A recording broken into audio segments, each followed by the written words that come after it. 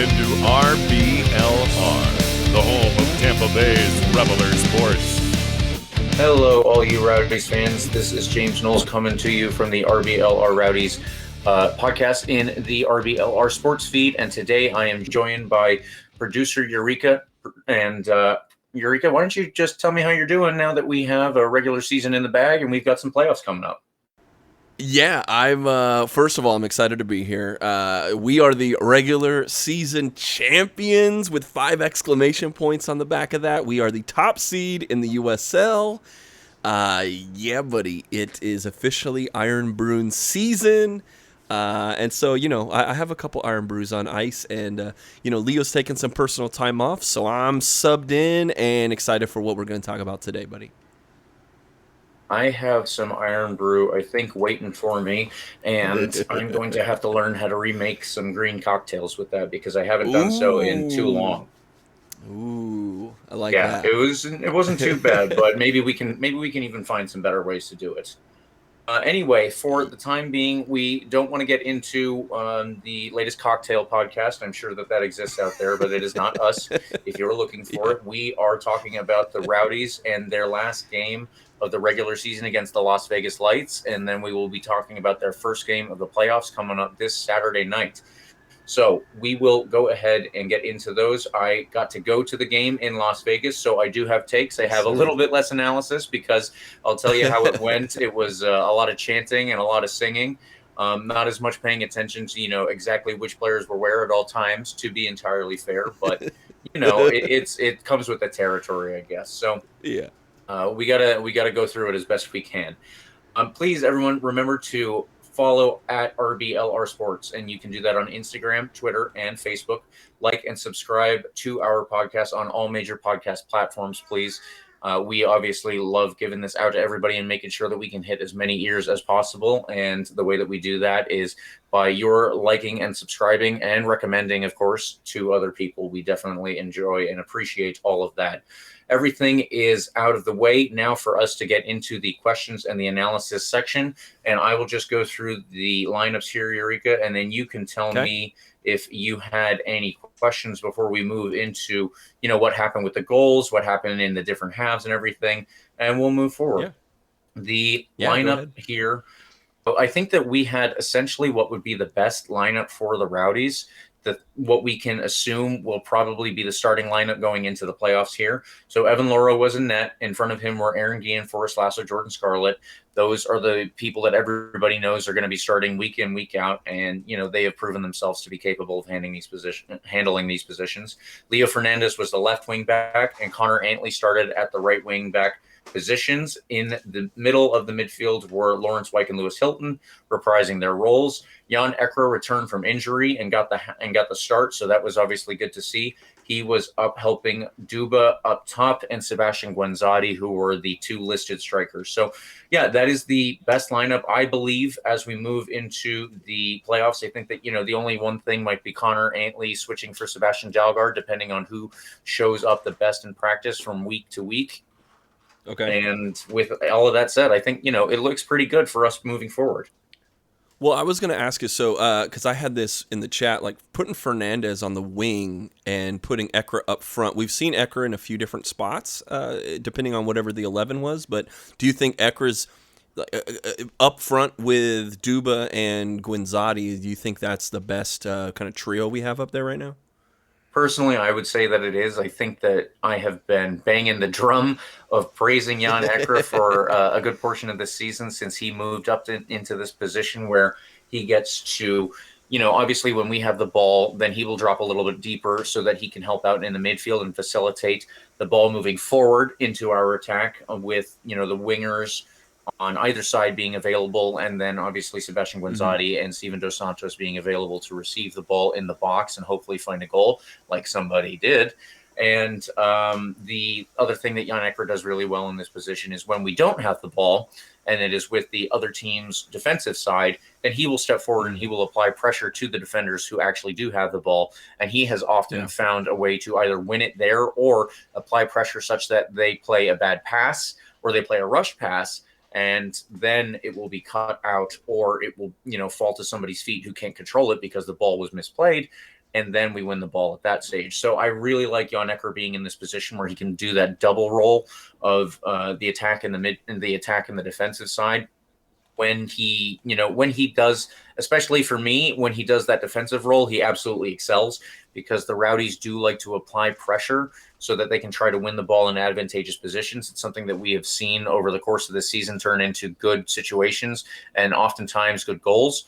The other, the biggest chances that we get outside of that when we have the ball are when we can get down the wing and get some crosses in through Leo Fernandez, or in this case, Connor Antley. Sometimes it's Sebastian Dalgard. So yeah, I think that Jan Ecker facilitates that as well, so that, the winger has somebody to play the ball off of as they try and work their way up and into the end line before they cross it back. He has shown me, at least, that, he will handle both of those roles really well. And I think that having him back, especially right before the playoffs, you want to get him a full game here. He did really well and showed that he can get right back to where he was when he left off. And the other question I had was kind of before. I mean, I know you were excited because you were meeting up with the mob there, but just from a tactical perspective, like I know I was hoping that they were just, when I saw the 11, I was like, wow, I mean, we need the points. We don't know what Phoenix is going to do, so I get it. But I was hoping that we would kind of just not get injured, get 2 or 3 goals before the half, get the subs in, and already know like what we're like, that we have it sealed up. That's kind of what I was hopeful for the first 45. What were your thoughts before the first whistle? Yeah, I expected, in all honesty, that this would be more of a blowout than it turned into. Now, you can take any number of positions on why that was or was not the case. It can be something that, maybe their heads were elsewhere. I really wouldn't go that far. I think that Neil Collins is very good at keeping this team motivated and specifically keeping them focused for any one game. So I'm not too sure that is something that I would point to for this one, as opposed to maybe any other game. I don't know that I could, pick one out of the season, but I think that, it's just a different setting and it's a different environment, of course, with the weather and the stadium setup and the size of the field, everything. These are all things that you as a coach are supposed to be able to handle naturally. And ultimately they did handle the game. They got the 3 points. But yeah, personally, I did expect it to be a little bit more of a running up the score type scenario. The fact that we ended up winning is good enough for me. And, we're going to get more into that, obviously. But I think that my expectations were probably a little higher ultimately than the final score would let us to. Well, if you didn't see the game and you only saw, a 2-1 final, you would say, okay, that's good. That's not too bad. Right. We can take that. But I definitely expected a shutout for one thing. And we're going to talk about the goal that Las Vegas Lights scored. It was quite the golazo, I would have to say. But yeah. We'll get there. Yeah. Oh my God. Yeah. It was a really good goal. What did I guess what do you got on your notes for the first half? What did you see? So I think that Las Vegas Lights did a pretty good job of not necessarily applying the pressure, but actually stepping back and holding themselves into the right areas so that they were in positions to make sure that the Rowdies don't have as many chances as they probably wanted to have. Now, I do want to point out that the Rowdies did have a lot more chances and shots than but Las Vegas Lights actually had over the course of the game. So the shots were 16-8 in favor of the Rowdies. That is literally 2-1 in that scenario.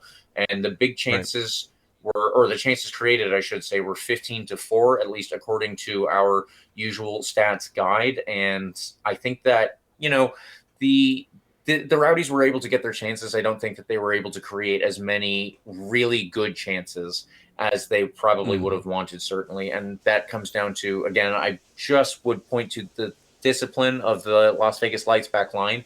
I think that, they had some good players out there. There were 2 players that are on loan from the LAFC MLS team. So that's Antonio Leone, who is a younger guy, it should be noted. He's out of their academy, and he's a player who is trying to get minutes so that he can hopefully, in his career, move up to MLS someday, take over a position there. And then there was also Mohamed Triori. Mohamed Triori is a little bit older than Leone, but he is somebody who has gotten more minutes for the LAFC team in MLS. And, that is indicative of somebody who is a good player, obviously, somebody who can handle a little of rigor at this position.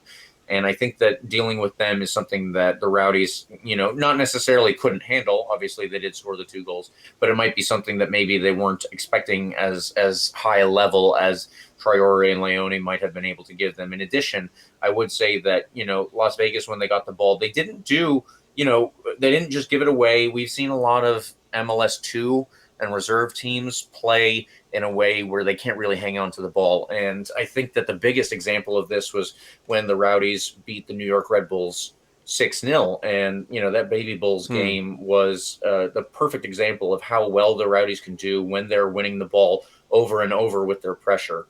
And, we saw it again actually against Miami, which is not an MLS reserve team, of course, but those are very good examples for all of our fans to point to. In this game, Las Vegas Lights didn't allow themselves to be picked apart like that and to, give up possession in stupid areas and then allow the Rowdies to create all of these great chances for themselves. I think that just comes down to the way that, their coach must have looked at the tape and in all honesty, this is our last game, probably. We should try to give the Rowdies the best go of it that we can. Let's go out there and play with pride. And that's another thing that you have to consider is just the mentality of it. They aren't going out there really, to try to win anything. Unfortunately for these guys, they are one of the worst teams in the league statistically. If you look at the table, if you look at their chances created, if you look at their goals, everything. But, when we talked about this with Loudon last week, actually, if you are in a position where you're not really playing for anything except your pride, that kind of loosens you up a little bit, it seems to be. And I think that was a little bit on display here where they were able to not worry, okay, even if we give up a goal, no big deal.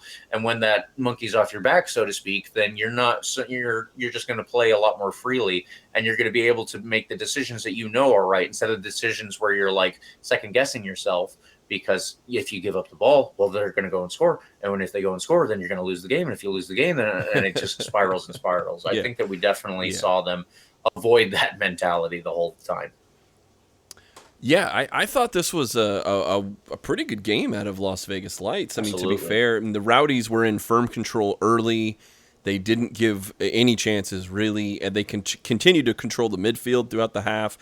And I don't know if, Las Vegas was I think they were playing up. I don't think they were necessarily parking the bus. I think they were taking good opportunity on the counterattack. It's just that the Rowdies, there was a considerable gap in talent, I think. But Vegas, they had a good crowd. They were feeding off of that. They were going. It was it was the Rowdies kind of being the best defensive set in the league, and maybe the Rowdies were kind of playing around offensively because I thought they should have had way more than I thought they should have had 2 or 3 goals at the half. I can agree with that.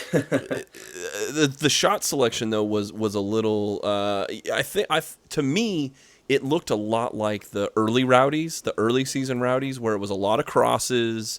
That was basically the only thing they were trying to do: get the ball to the wing, cross it, and make. Hopefully you got your target man up there and you make some things happen, either from you have a tall guy in Dos Santos being able to get to the balls as they're crossed, or you make some magic happen on a rebound or the ensuing chaos inside the box, right? And Dos Santos definitely made his mark early. I mean, they scored the first goal in the 13th minute. And that was something that I thought was encouraging. I mean, for them to, it was very apparent to me in the beginning. We knew we were the favorites. We came in, we scored in the first 13, and it's oh, okay, here we go. And that's kind of why I thought we would score another one or score 2 more. And definitely we had the chances to do that. I mean, if you don't mind, I'm just going. This Dos Santos goal starts with a long kick by Loro, Fernandez out wide. Kind of, he's trying to pass it. It gets blocked, and the ball just continues to fly towards the 18-yard box. Seba and a defender and Rando, the goalkeeper for Las Vegas, navigating towards the ball. Rando dives for the ball. Seba leaps over the keeper. The ball somehow continues to carry him towards the net, and Steven just like finds himself. I mean, he's charging towards the ball, finds himself in perfect position, and puts it home. So it was like, I mean, it really was just chaos, and then all of a sudden, boom, ball's in the back of the net. There we go, Rowdies up 1-0. What did you think about this goal? And what were your feelings? I mean, you're standing in the crowd. Like, how was it in the crowd, scoring 13 minutes into the game? For the aspect of the crowd, I will definitely get more into this as we get through the rest of the podcast here. But the energy was awesome. It was so good to be in. It was, I would say, between 10 to 15 people total who were wearing the beautiful green and gold within the Las Vegas Lights Stadium. But I think that we were probably the loudest people in the whole stadium, and we could tell on the broadcast. Oh, we good, could tell. Good. Well, that's good to hear. But we were going through, and I think that if you go section by section, we were definitely the ones who were carrying the energy throughout the night, and even their supporter section that was behind their own net in the second half, they really didn't have so much to offer. They didn't have a ton of people, which is nothing, I don't want to knock them. Obviously, this is a team that has certain things going for it and certain things not going for it, which is something else that I will get into later. But it's definitely when you're in that setup and you are the energy in the stadium and you're able to do that with so few people even, that really is just so electric. And the fact that we were able to score so early on in the game, that really turned things up another level. I felt, we were so happy, and everybody was bouncing around, and not just in the way that, you might usually just to start the game. So yeah, it was really great from the stands. And then for the goal, I think that this comes down to, a type of Route 1 soccer is what they would call it, is when, a goalkeeper just punts it long, obviously. That's what happened here, and it bounced, as you said, fell to Leo Fernandez. Leo didn't even actually get a good pass off here. It was deflected, and then, when it went that way, it was bouncing along, and Sebastian Guenzadi happened to be as close to the ball as their goalkeeper, Alex Rando, and the two of them both missed it ultimately. You have to fault the goalkeeper in that position for missing the ball, because it is literally his job to not miss the ball. And that's why it's so hard to be a goalkeeper, because everyone notices your mistakes. They're glaring like that. Whereas Sebastian Guenzadi, it is also a mistake on his part to have missed it here. It's not something that he intended to do.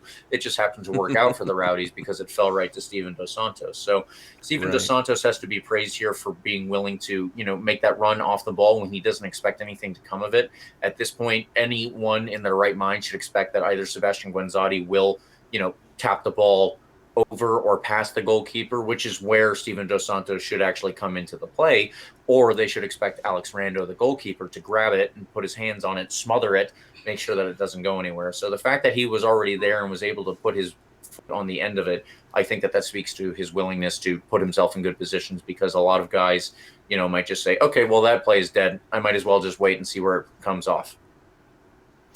Yeah, I'll talk about two other chances that the Rowdies had before we get into that amazing golazo, pretty much, by Danny Trejo. But, so Seba had a pretty good chance shortly after that. It was a cross-in by Fernandez, and then Seba just, on first touch, rockets it. And it was a really good save by Rando.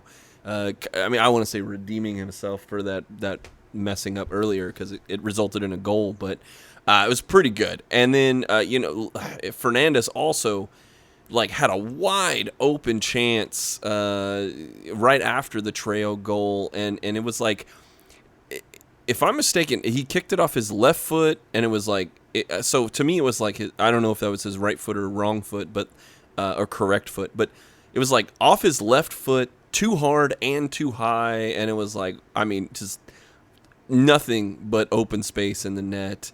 What did you see if you got to see any of these on second viewing? But it was perfect opportunities, and the reason I thought they should have had 3 goals at the half. Yeah, I would tend to agree with you. I think that the goal, or excuse me, not the goal, obviously, but the chance that the Rowdies had that came in between our goal and the goal for the Las Vegas Lights, the one that you mentioned where Sebastian Guenzadi got on the end of it and, one time try and shoot to beat the goalkeeper.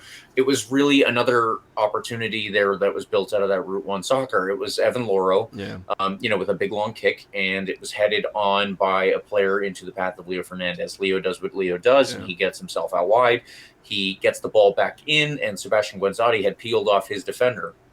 Ultimately, I think that this is a position where I would say, Sebastian Guenzadi probably needs to do better, really. He was in a lot of space, and the fact that he was unable to put that past the goalkeeper, I think it comes down to the execution of the shot at the end. So when it takes a bounce before it hits his foot, he obviously does a good job to get his foot into the right place. He puts it on net. It's not like it was going wide or anything, but was right at Alex Rando you have to consider this height of the goalkeepers that are involved here. So most goalkeepers in soccer are going to be the taller players because obviously they had the longer reach and they can get farther when they're diving for the ball, when they're jumping up for it. And that's what Alex Rando ultimately does is he puts his hand up and he jumps and he gets them in the way so that he can't be beat like that. Now, you have to consider all of that obviously in 2 seconds if you're Sebastian Guenzadi in that situation, but that's what they tell you to do is don't put it in a position where the goalkeeper will have a better chance of getting it. You have to keep it low. You have to try and do something that's in the corners, obviously. And it's very difficult to execute that motion when you are playing at speed, when you are doing so in a high pressure scenario, such as being in the actual game and not in training where the stakes aren't so high. But it's definitely something that I would say he should have done better with. As for the other chances, you have to look at it where again maybe this is something that things could have gone better here in this position and in that position, but possibly also it comes down to good goalkeeping on the part of Alex Rando. He did well with the Sebastian Guenzadi chance here too. Just to put himself in a good position, and that's half of what goalkeeping is. You have to be able to expect that the ball is going to be in this place where you have to get your hands, and if he does that, then he makes the save. So you have to credit him for that, but it's not like it always comes down to the positioning of the goalkeeper. It's not like it always comes down to how tall and long his body is that he can put his hands in the way. Maybe there is some execution along the way, but if we're talking about execution, I think that the actual play of the game, as much as I don't want to give it to him, Danny Trejo might have had one of the goals against the Rowdies for the whole season. It was absolutely beautiful. Yeah, he's gonna have this like on loop forever. Like this is just gonna be like, he's showing his grandkids. Oh, you were a footballer? Oh yeah, and watch this. Yeah. There's a joke about somebody, I don't remember the comedian, but he went to Kanye West's house one night and Kanye West would just listen to his own tracks over and over. And he would just be like, man, this is really good. And I think that Danny Trejo, when he gets bigger and he can afford to, buy a couple of TVs to put in his house, he will just have a ring of this goal on a loop. That'll be his claim to fame. And, rightly so. If I had scored this goal, you'd never hear from me again. Well, first, if he doesn't go by the nickname Machete, I don't know why not. But, like, dude, this guy catches it on a one hop 20 yards out and arcs it over an outstretched Evan Loro, who won some hardware this week as the best goaltender or goalkeeper in the USL Championship. So, not a small feat, dude. I mean, this was just like chef's kiss, just amazing. Like, it's so good. It sucks because it happened to the Rowdies, but like removed from the situation now, I can appreciate the artistry and how good it was. So definitely.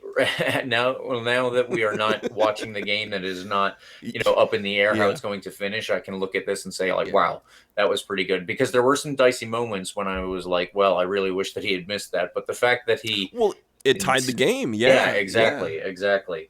And for anyone who did not see it, I'll give a quick rundown. It was actually yet another example of Route 1 football. There appears to have been a lot of those in this game. Soccer can be won all sorts of different ways, but everybody wanted to play one way in this one.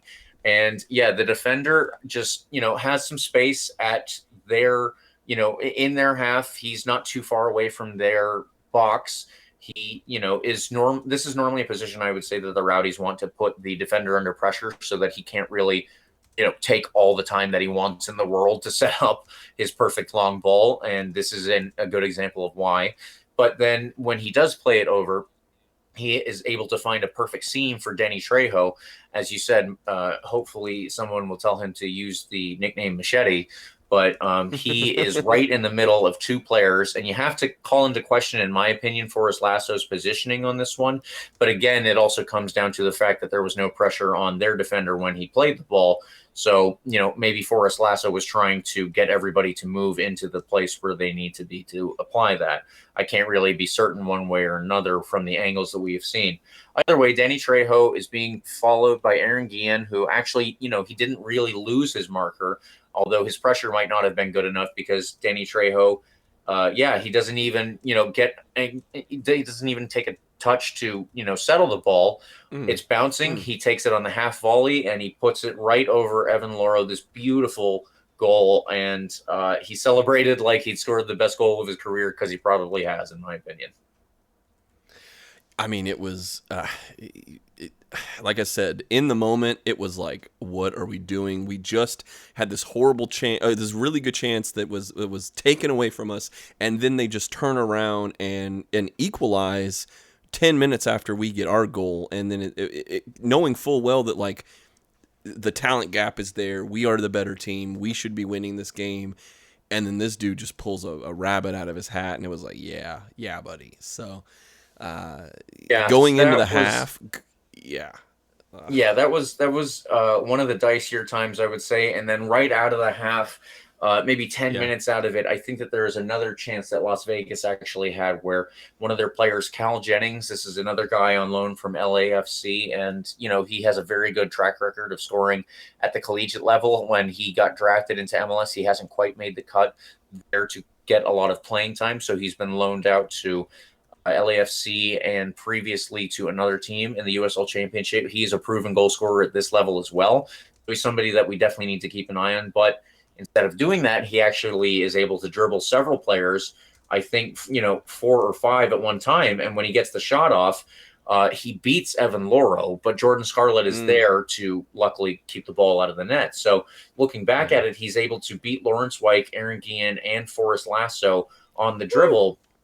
And Lewis Hilton even was there with a little half-hearted attempt. But Evan Loro, when he gets beat, it was only because Jordan Scarlett was able to get there and put his foot behind the ball and then ultimately clear it out from the field of play. So I think that, there was a time when Las Vegas was able to look at this game and say, okay, we're still in this. We are able to get some chances here. Let's just make sure that we're doing the best we can in terms of, preventing the Rowdies from getting their own good chances. And that turned into a lot of good stuff for the Las Vegas Lights to work with. That I think if they had had a little bit more luck, maybe, Cal Jennings is able to put that ball past Evan Loro and Jordan Scarlett wasn't tracking properly or something like that. They're in this game even more so. Luckily, the Rowdies were able to recognize that this is going on. That was around the 56-minute mark. And, if you look at it, there were some substitutions that were made pretty quickly afterwards. So Jan Ecker and Connor Antley are both subbed in the 61st minute. Ultimately, Lawrence Wyke goes off 6 minutes after that. And, that's when the Rowdies, I think, are able to turn a little around and maybe turn the screws to Las Vegas Lights, because we get the goal a little while later, the second goal for Steven Dos Santos, that is. And it comes off of a very nice little build-up play from Lawrence Wyke in the midfield, and a give and go that he plays with Sebastian Guenzadi. Is able to get the ball in the box. He turns and cuts it back across for Steven Dos Santos, who pulls the defender the wrong way, and he's able to beat Alex Rando near post. And it was all very nice to see. It was, again, Steven Dos Santos being, in the right place at the right time, but also in addition to his positioning, it's also down to the fact that he was, able to turn the defender and keep the ball close enough to him that he doesn't lose it. These are all very positive and promising things for the future. I think that for all the games that he missed, we really like to see him score, because it means that he's getting back into the form that we all saw him in the games right before he was injured. So I'm just pleased all around with the way that the game started, the way that the game ended, and maybe there's a little bit of, passages of play in the middle of the game that they need to go back and look at some tape for. Right. I mean, I hate to say it was academic, but it was pretty academic. I mean, other than Evan Lauro making a good save, Aaron Guillen with a great dispossession, right, ending some really good runs that Vegas was shaping up. I mean, it wasn't like they just sat back and played for a tie. I mean, Right, it exactly. was pretty good. And then it took 60 minutes, but eventually they broke through. I mean, I think Seba and Dos Santos were working really well. They just didn't get results. I mean, but I think all the I think the feeling is still very, very, very good. They have a very fluid and really good kind of 1-2 punch up there. And you look at Dos Santos getting his brace here. Like, I mean, he backs his way in like like a basketball player in the post, and then just turns around and blasts it in. And it's just like, what are you gonna do? I mean, especially at this level, Dos Santos is like much bigger, much more physical than a lot of players, especially on the level that like Las Vegas had. And I think that it's just, like I said, in the early part of the season when we were first seeing how this matchup was, or how this pairing was, I think we were all really, really surprised on just like a lot of things that Seba does is counter balanced with what Dos Santos can do, and it just gives into like Fernandez's crossing ability. It's just so many things that the Rowdies can do. And we just didn't see a lot of the results, but a lot of it was there. Like, they're very, very dangerous at the right time.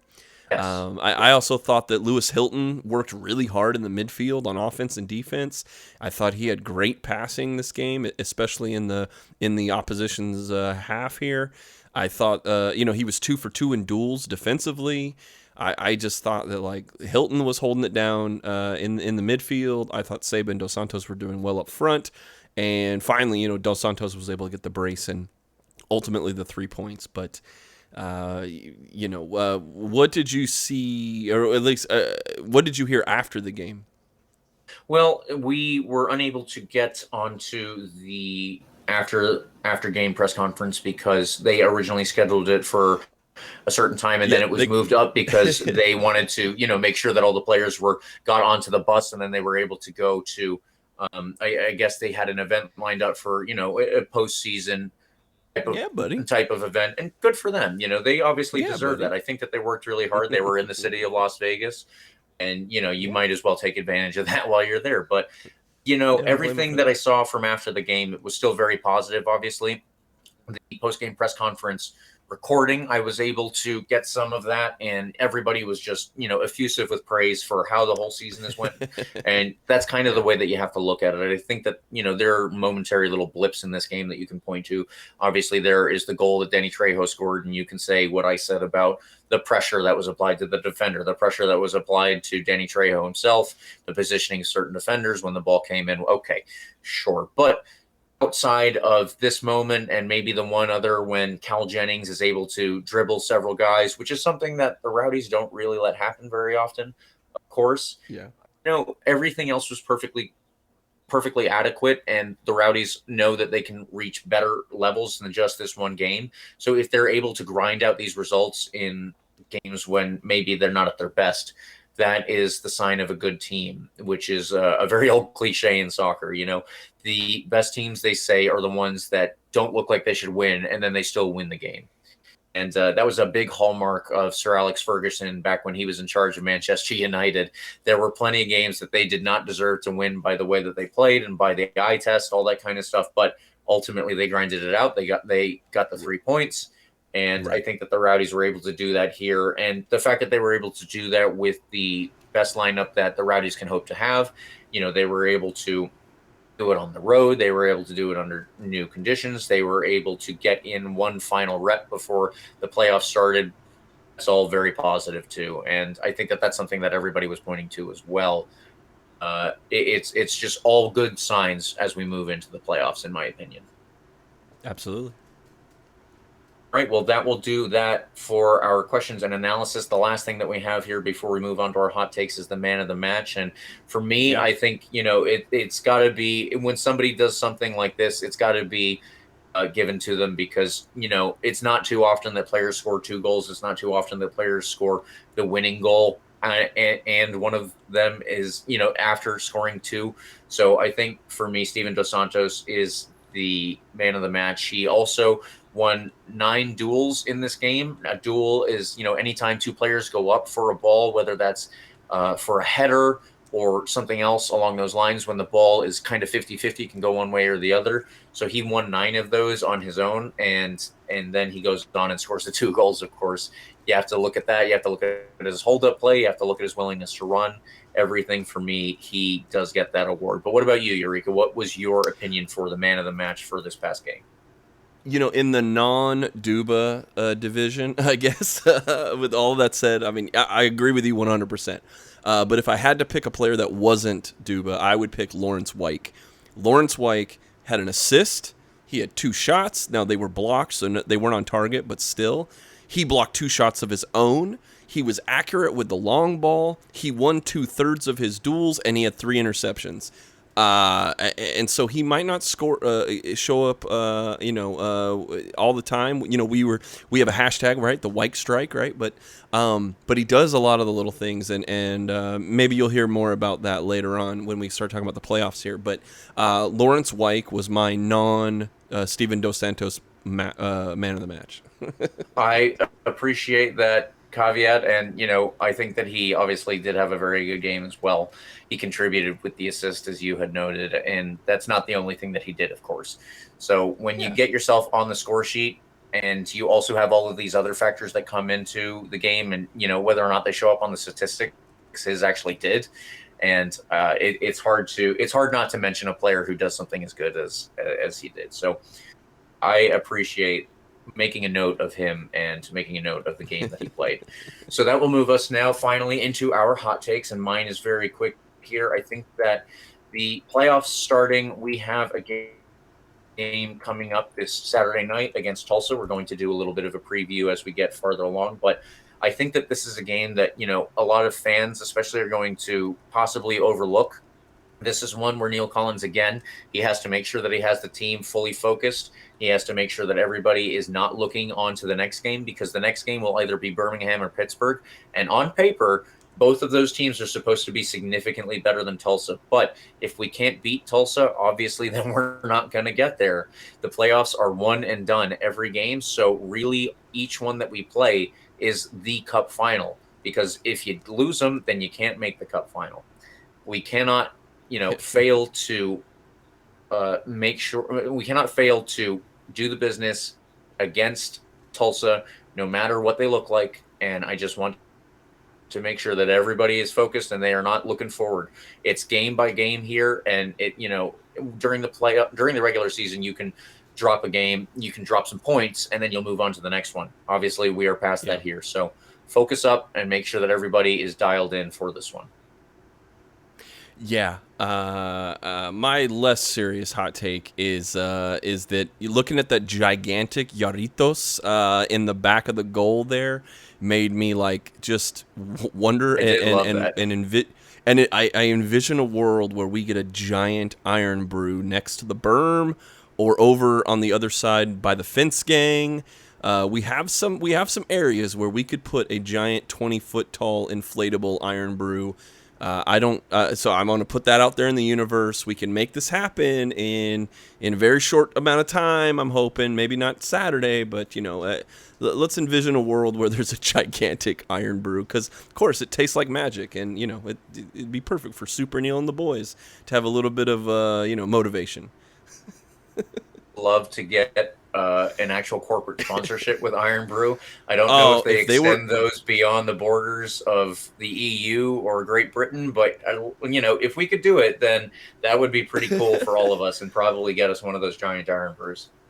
I mean, nothing against the Hard Rock, casino, and I'm sure they pay a lot of really good money to the USL and to the Rowdies to be the sponsor, but If they were, we would sell a lot more kits maybe if they were our sponsor on the front. I know I would probably buy 3 more kit. I mean, imagine that sweet white 7510 kit with a nice big old Iron Brew logo in the front of it. That would be really good. I do like that. That'd be really. It's something that, as you said, we can put out into the universe, and then we can see if we can manifest it.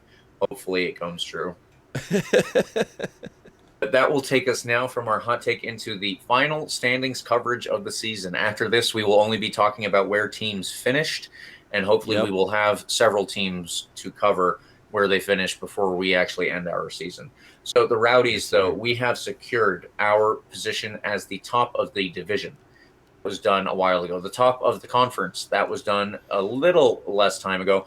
And now the top of the league. Not only did we win when we needed to either win or draw to make that happen, but Phoenix actually dropped points, and they had a 1-1 tie this past weekend. So for us, whatever for Phoenix, we might see them later. But all playoff games, obviously, no matter whom we play at this point, will be home, and that's what we wanted. That is, the Rowdies have made Al Lang into something of a fortress recently, and I think that that's super important. Yeah, I mean, it's they're even starting the hashtag. The team is starting the hashtag Pack Al Lang, because without a doubt, if you get the 7,000 plus people that can fit into that place, it is. I mean, it rocks. Even with kind of COVID restrictions, it was a rocking house when it opened this year, and it's just has been building and building and building. It is a wonderful, wonderful thing, and the team plays so well. And I mean, even Neil has mentioned on more than one occasion about the great fans, the great supporters that we have here, and just how that energy transfers. And so, for us to earn the right to play at Al Lang for the entirety of the playoffs, man, I don't know if everyone has a home field advantage like we do in the USL, but we definitely have a true home field advantage because of the energy and because it's a wonderful pitch. They do a really good job. I mean, just maintaining it. I mean, we've seen the unpredictability sometimes of the playing surfaces in the USL Championship, and it's something that we have prime talent on a prime pitch with prime supporters. I mean, it's really, really, really, really good, and it sets us up for success, I hope. Well, I hope too, and I do think that it will lend itself to us getting that success. But yeah, everything you said is absolutely 100% true. And the Rowdies finished the season on 71 points from 32 games. It should be noted again that is a record 4 points in 32 games. So yet another thing for the Rowdies to hang their hat on. Within our division, it finished after us with Charlotte in second, Pittsburgh in third, and Miami in fourth with 59, 58, and 54 points respectively. Those are obviously very good point totals, and I think that it should be noted that, all of us ultimately did play Loudoun and did play the New York Red Bulls too, and also played Charleston, which were not the best team this year, but it's still very respectable to be able to earn as many points as they did, and I think the Rowdies getting so many more even shows, where we were compared to them. It naturally does because we had to beat them a lot to do so. In the other divisions, if you look at that, Louisville finished actually on top of their division. They overtook Birmingham. They finished with 61 points, and then after Louisville and Birmingham came Memphis and our soon-to-be rivals Tulsa. If you look in the Mountain Division, it finished with El Paso on 64 points over San Antonio, Colorado Springs, and Rio Grande Valley. Then, if you look out at the Pacific Division, the very other side of the country, Phoenix ended the season on 67 points, which you'll note is 4 behind us. They were over Orange County, San Diego, and Oakland, who all finished within the playoff spots. What a turnaround for Oakland, it should be noted. The Roots were something of a joke for a good portion of this season, and they have made the playoffs. Completely agree. I mean, all the memes we were throwing out there about their surface not even having a surface, and then the one they put in there was like, oh my, this looks like a Nintendo video game, and then just like, all the jokes and whatever. But they turned it around, and even though they have a negative goal differential, they are in the playoffs. So what I mean, that just means they began so badly and then turned it around. So good on them. Absolutely. They really deserve a lot of praise here. And we have one Twitter question here. If you would like to read that out, or if you would like me to, I can do that. Just let me know where you would like Yeah. to go through this with me, Yurika. No, this actually ties right in. I mean, St. Pete Flux, that's Brett Iron Brew Season on Twitter. He sent us a question saying, he doesn't want to jinx or assume anything on the Eastern bracket, but who is our, your and mine, favorite to win the West? So you had kind of talked about El Paso and Phoenix at the top of the table, with Oakland, Rio Grande Valley, and all the rest kind of at the bottom there. I would have to say that El Paso and Phoenix, I think, have the road to getting back to the final, and I think there's unfinished business. I think Phoenix is the out and out favorite in the West, and they're also kind of who if the Rowdies were so fortunate to get back to the final, I think that's what we want. I think all of us want to play Phoenix in the final, if that were to happen. So I'm going to go with Phoenix. I think Phoenix is the favorite, and maybe there's a couple upsets along the way. I mean, maybe Colorado Springs Switchbacks can upset Orange County. I think San Antonio is going to get out of the first round, but Phoenix and El Paso seem to be a leap and above the rest in the West. So, how about you? Yeah, I have to, being at the tables here, because that's the best thing that we have to go on at this point. I would agree. Phoenix Rising ended their points total of 67 for the season. I mentioned that earlier. El Paso were 64. Now, if you look beneath them, San Antonio came in second in the Mountain Division. They only had 52 points. That is 12 full points beneath them. If you look at the Pacific Division, Orange County also finished on 52 points, but that is even more points behind Phoenix, obviously, because they ended on 67. So these are all things that you have to take into consideration when you look at who is possibly going to put on the biggest challenge for the top teams here. Obviously, as I said, with the Rowdies facing Tulsa, these games are one and done. It could be that Phoenix somehow blow a game against somebody that nobody would have expected to see them lose to. And, then they're out of the playoffs in the first round, the second round, whatever it would be.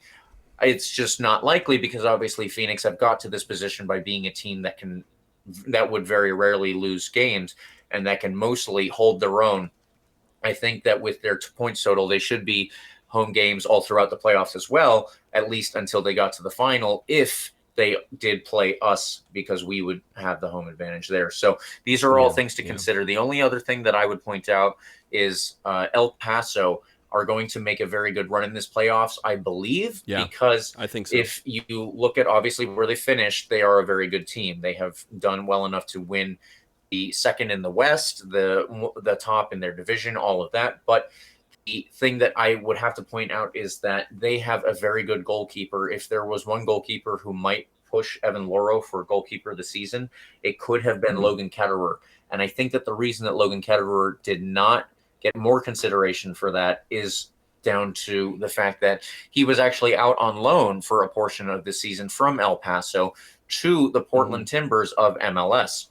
So how did that happen? MLS has a provision where if your team, let's say for a goalkeeping position, is down 1, 2, 3 players, as was the case for Portland, then you can go and you can make an emergency loan signing. Where did they turn when that needed to be done? In their case, ultimately was Logan Ketterer for El Paso, and he did a very good job. It was somebody who came in and, you have no training with this team. You have no idea necessarily how they play. It's even on a different surface from what El Paso usually play, because Portland Timbers are in a turf stadium, which is, in MLS, that's kind of funny, but that's neither here nor there. Logan Ketterer was able to do extremely well in those couple of games that he played with Portland. So he is kind of an X factor for them, and somebody that we will have to keep an eye out on as Rowdies fans who, need to see where things are headed.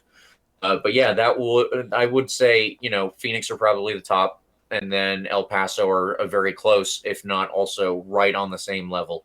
After that, you're looking at upsets, and, I don't rule those out naturally, but it would be an upset regardless. Yeah.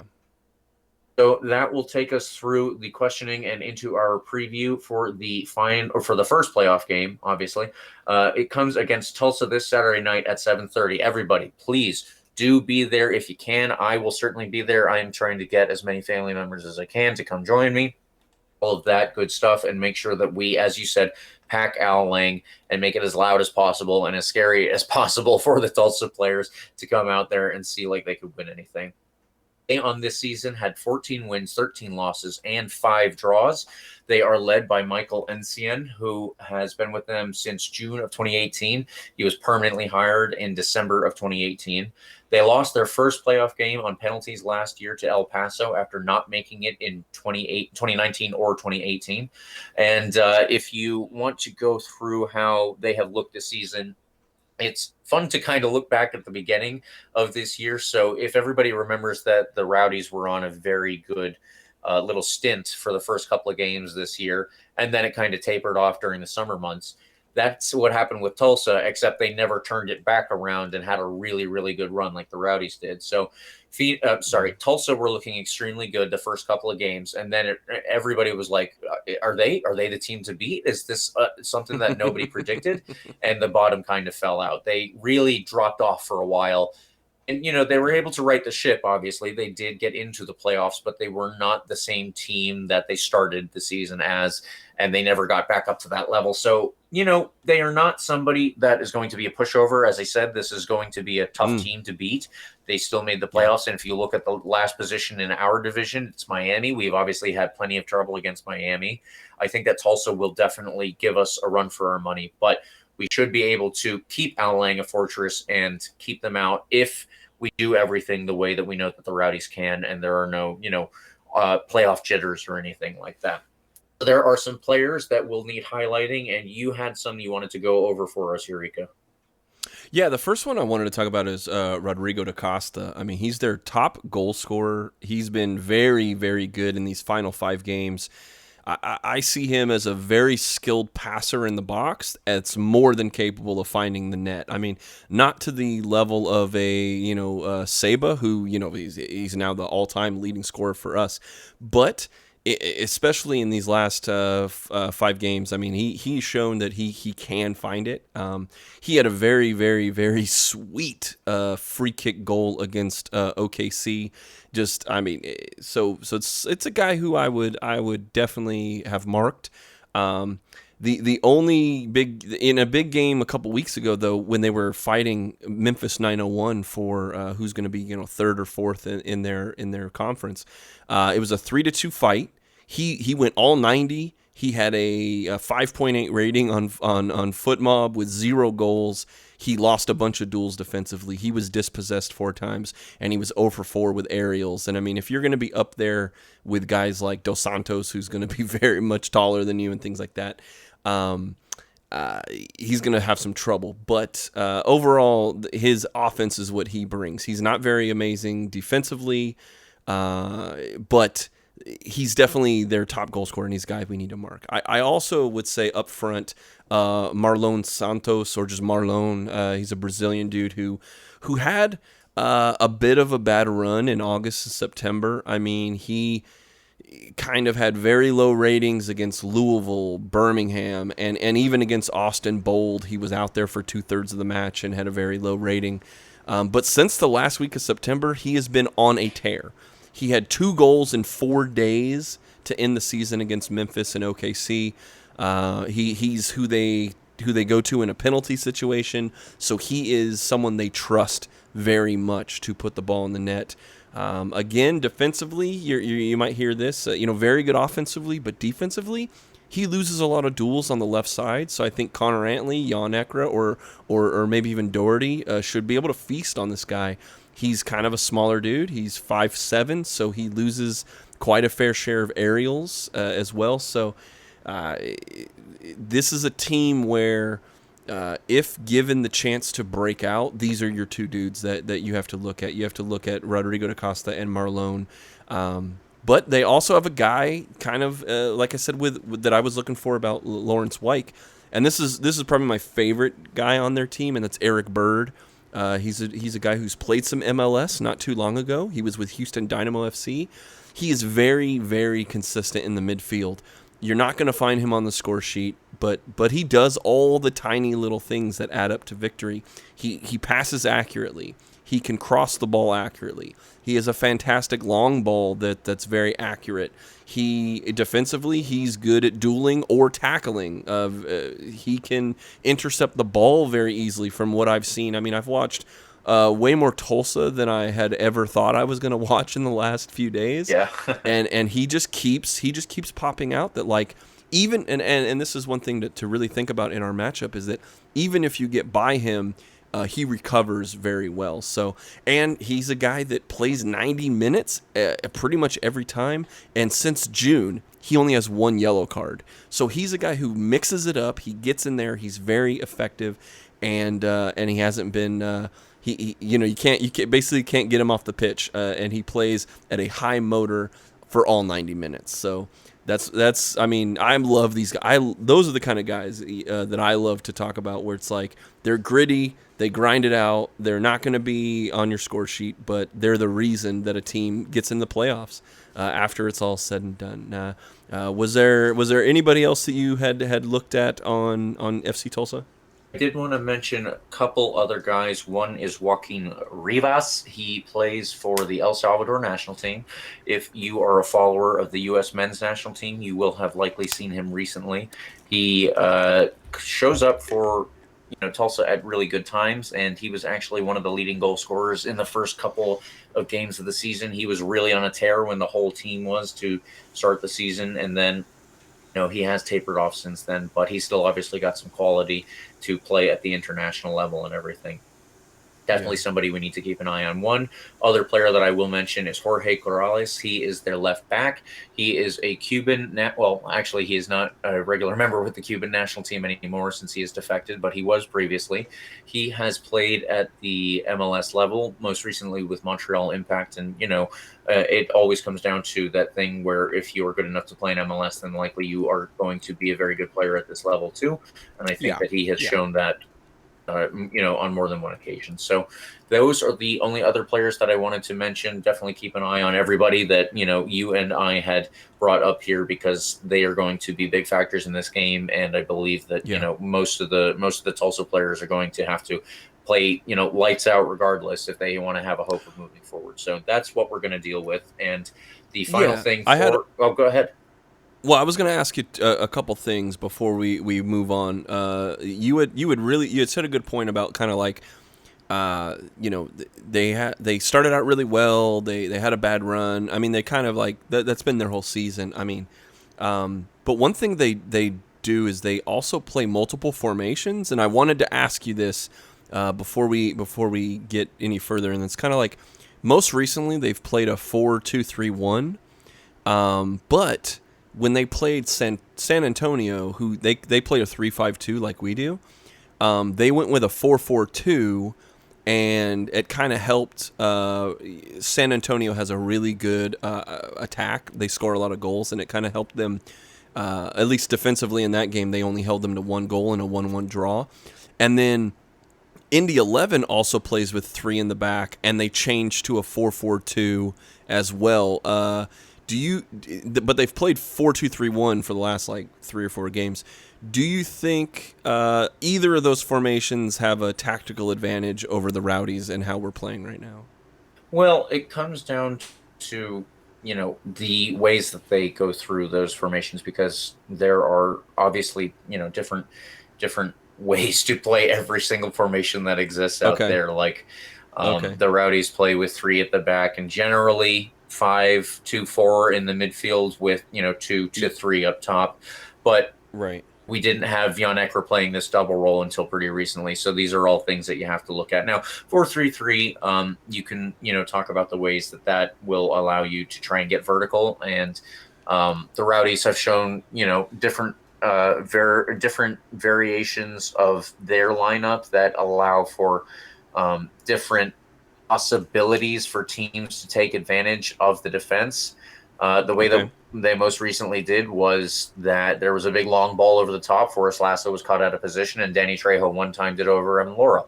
So, if you can look at the vertical possible options here, that's what a 4-3-3 might be able to give you. Now, I'm not entirely sure how they would probably line up to defeat the Rowdies. I think that we're going to have to wait to try and get any predictions of the starting lineup for the day of, because, they have obviously done some rotating. I don't know exactly from my position what their best 11 is. I'm sure that somebody out there online would be able to inform me, but yeah, I don't have that information here. And we're going to have to see, what they try to do with the players that they have.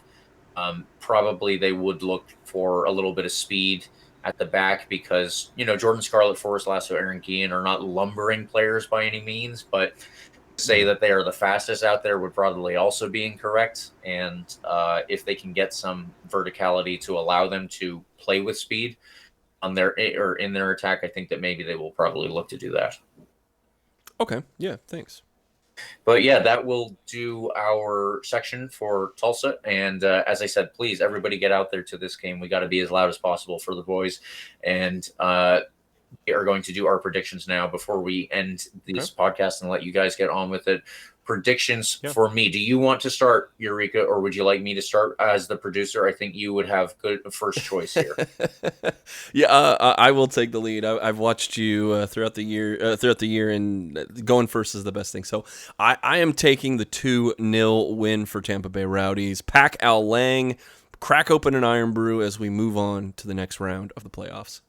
All right. Well, I was actually going to go with a 2-1, but if you're going 2-0, I'm gonna push myself a little farther on that. I'm gonna say I expect a 3-1 win. So I'm gonna predict that maybe we have a game a little bit similar to this Las Vegas one. And then instead of not getting those chances or not scoring those chances that we get as we move through the game, we are probably going to put one more of them in. That is my prediction here. Okay. All right. Yeah, I hope either way that we obviously get the win. As we move on, I guess the first thing I want to bring up before we leave here is I wanted to thank Dan from Cathedral Clothing and the Unsubs pod. We just wrapped up our little collaboration with those wonderful Clean Sheets t-shirts. I don't know if you got to see Forrest Lasso actually wearing one of them, eating donuts after the win on his Instagram story. It was phenomenal. It's like a highlight of my career, and it was wonderful to collaborate with Dan and Casey, who came up with a really, really cool logo and put it on the t-shirts. And we sold a bunch of them, and we have a few dollars that we're throwing towards the Play for More campaign. So it was a cool shirt for a good cause, and we got to do it with some newfound friends of ours this year. It was wonderful. So all the way around, it was a wonderful and positive experience. So thank you for Forrest Lasso and the boys, putting Clean Sheets on the board. Thank you for being an inspiration to us and for us as fans and as companies coming together for a great cause. So it was just all around top of the class. All right. Well, I really like that as well. There are a couple more things to go over really quickly. I just want to put out there that in addition to, please getting out there to go to this game, everyone should look at the supporters groups and, what a show that they put on. I think that in this past game, I mentioned it very briefly, we were probably the loudest people at the Las Vegas Lights Stadium, and, possibly by some margin there. There's just so much fun to be had when you're with the group. And, they had a couple of beers. Obviously, I had a couple of beers before the game. I only had one during the course of the game because I wanted to make sure that I was, fully there for the Zoom call afterwards that I ultimately missed. But it was just so much fun to hang out with them and to sing and to dance and to, cheer on the team in the ways that only Rowdies fans can. That's really the way that it comes to, and or really what it comes to. And I want to shout out the Ralph's Mob people, and I want to shout out the Skyway Casuals people. They were both there and in full-throated support, and that's always that's always such a cool thing to have. So I'm going to have 2 pieces coming out this week in the written format. One will be on the new collective bargaining agreement between the USL Players Association and the league. And then the other one will be on this past trip. So you will get a lot more information than what I have been able to give you just here. The other quick things that I want to go over, Steven Dos Santos, for his 2-goal performance, was on the USL Championship Team of the Week. So congratulations to him. He deserved that, obviously. And then records. Let's look at the final records that we can beat. We currently sit on 15 shutouts after not giving or after giving up a goal in this game against the Lights. The playoffs would obviously be a very good time to get that number up. Wink, wink at the boys, and hopefully they will take to that. Now, the other one that we have to look at, Sebastian Guenzadi has 21 goals on the season so far. That is a record for a single season, but what does he have for the Rowdies overall? 57, and if I am not mistaken, what we have gotten from Jake Nutting at the Rowdies organization is that Jorge Corrales sits on 61 goals. So if we look at that, he's obviously got 4 goals to match, 5 goals to beat. If you look at the tear that he was on towards the end of this season, it's probably something that he could do in a couple of games, but we have to make sure that obviously does that and we win the games. And I believe that we can get both of those things and hope that they are going to, both of those stats are going to get bumped up over 1, 2, 3, maybe even 4 games. Yeah, as long as we get the win, it's just survive and advance. That's the only thing that matters right now. So that should do it for us here. I think, Yurika, you had one more note for us before we head out. I did want to say, too, this is a time of the year where stress and anxiety can run very high. We've got the playoffs, we've got the holidays, we've got work stress, school stress, I could go on and on. And I just want to say, it takes guts to step back and realize that things aren't okay with your own mental health. And so if you need help or you need to get your head right, not only is that okay, it is the right thing to do. There are resources on the local and national level, but I say to everyone to be a resource for. You never know who's going through some tough times right now, so make sure you check in on your friends and family. Be an ally for them. Let them know that you've got their back, no matter what it takes. Whatever you need, whatever they need you to do as a friend, you need to be there and let them know that you are. So I just wanted to say that one little thing before we got out of here. So yes, absolutely. Definitely a very important thing for everybody to remember, as you said, during the holiday season. So that will do it for us, though, today. Thank you, listeners, for tuning in. Obviously, we appreciate everything that you give back to us in terms of the likes and subscribes. And in addition to that, the Twitter questions, we definitely value those. You can get back to us on Twitter and other social media. Please follow us at RBLR Sports on Instagram, Twitter, and Facebook. You can follow me at RBLR James K. Yurika, can they get you on Twitter? Yeah, we are at Yurika RBLR. There you go. 2 RBLR accounts that you can follow in addition to the RBLR Sports itself. And as always, you can ask us questions like we had tonight using the hashtag AskRBLR. Otherwise, please like and subscribe to our podcast on Spotify, on the iHeartRadio app, on Apple and Google Podcasts, on YouTube, and all other major podcast platforms. Again, we appreciate it. We appreciate all of your recommendations. And every time that you like and subscribe, that bumps up the chance that we will get seen by more people. So please do that, and we will see you next week, hopefully with another win in the bag and a new playoff game to preview. Let's go. Come on, you Rowdies. Thank you for tuning into this presentation by RBLR Sports. On your way out of the stadium, please remember to like and subscribe.